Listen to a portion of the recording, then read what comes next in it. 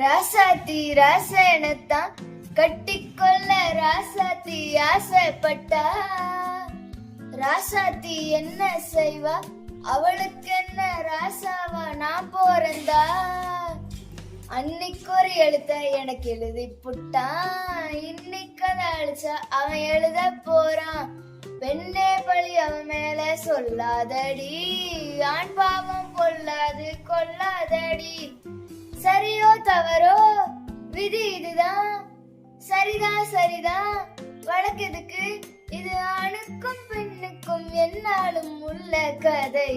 குயிலே குயிலே பூங்குயிலே, மயிலே மயிலே வா மயிலே, ஒரு பூஞ்சோலையே உனக்காகத்தான் பூத்தாடுதே வா வா. அவ்வளவுதான்.